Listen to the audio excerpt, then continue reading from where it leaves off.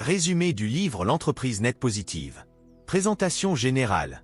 Dans l'entreprise nette positive, Paul Polman, ancien PDG d'Unilever, et Andrew Winston, expert en développement durable, posent une question puissante. Votre entreprise serait-elle regrettée si elle disparaissait demain? Les auteurs y développent une nouvelle vision du rôle de l'entreprise. Ne pas seulement réduire les dégâts, mais apporter une contribution nette positive à la société et à la planète. Idée clé du livre. Un de moins mauvais à véritablement bénéfique. Les entreprises doivent aller au-delà de la simple réduction de leur impact négatif. Elles doivent générer plus de valeur qu'elles n'en consomment. 2. Créer une valeur partagée. Un modèle d'affaires net positif. Génère du profit. Améliore la vie des parties prenantes, employés, clients, communauté, planète. Est ancré dans une vision long terme. 3. Diriger avec courage et transparence. Les dirigeants doivent défendre des causes sociales et environnementales. Collaborer même avec leurs concurrents pour résoudre des problèmes systémiques, climat, inégalité. Assumer leur pouvoir et leur influence pour changer les règles du jeu. 4. Rendre des comptes sur les vraies performances. Les entreprises doivent mesurer leur impact environnemental, empreinte carbone, biodiversité, leur impact social, égalité, inclusion, salaire décent, et répondre aux attentes sociétales, pas uniquement aux actionnaires. 5. Changer les mentalités internes. Le changement commence par une culture d'entreprise alignée sur des valeurs durables. Cela inclut la formation des employés, l'inclusion, l'adoption de nouveaux indicateurs de performance. Comment devenir net positive et changer le monde? L'entreprise du futur selon Paul Polman et Andrew Winston. Elle ne se contente pas d'exister, elle transforme le monde. Ces 5 grandes caractéristiques. 1. Net positive. Elle donne plus qu'elle ne prend à la planète et à la société. Exemple, une entreprise qui régénère les sols, réduit les inégalités ou favorise l'éducation. 2. Alignée avec un but clair. Elle sait pourquoi elle existe, au-delà du profit. Exemple, offrir une vie meilleure aux femmes dans les zones rurales ou bâtir des villes durables. 3. Transparente et responsable. Elle raconte la vérité, même quand c'est inconfortable. Elle mesure son impact réel, pas seulement ses profits. 4. Collaborative. Elle travaille avec ses concurrents, ses clients, ses gouvernements pour résoudre des problèmes mondiaux.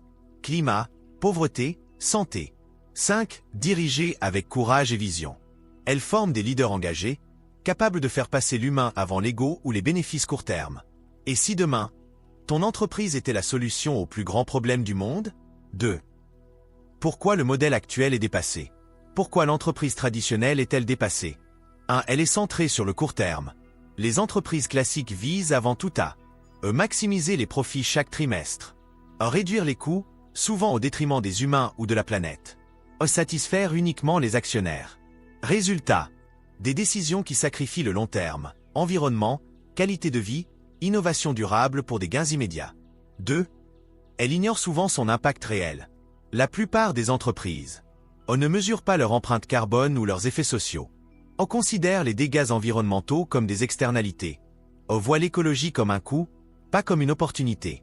Conséquences: déforestation, inégalité croissante, perte de sens chez les employés. 3. Elle est isolée et compétitive à l'excès.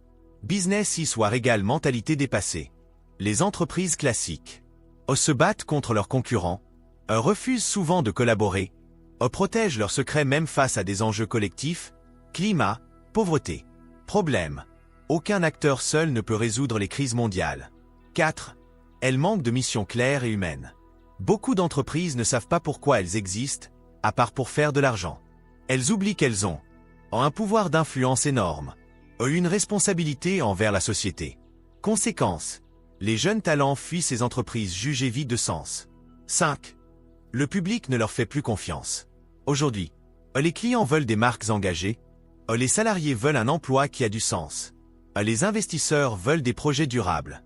L'entreprise classique perd en légitimité, en talent et en clients. Si une entreprise ne sert pas la société, elle n'a plus de place dans le futur.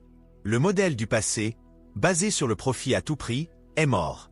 Il est temps de construire des entreprises qui régénèrent la planète, élèvent l'humain et laissent une trace positive. Pollution, crise sociale, recherche du profit à tout prix. L'ancien modèle est en fin de vie. 3. Voici l'entreprise du futur. Une entreprise nette positive. Une mission centrée sur l'humain. Un leadership éthique, visionnaire et courageux. Des indicateurs qui mesurent l'impact, pas seulement le chiffre d'affaires. 4 exemples concrets. Unilever sous Paul Polman. Patagonia et ses engagements environnementaux. Interface ENC, une entreprise de moquette devenue carbone négative. 5 exercices pratiques. L'audit de regret. La boussole d'impact. Les indicateurs nets positifs. Et toi? Es-tu prêt à créer une entreprise qui rend le monde meilleur? Abonne-toi pour découvrir d'autres modèles. Et si votre entreprise disparaissait demain, qui la regretterait vraiment? Partie 1. Le concept de net positive.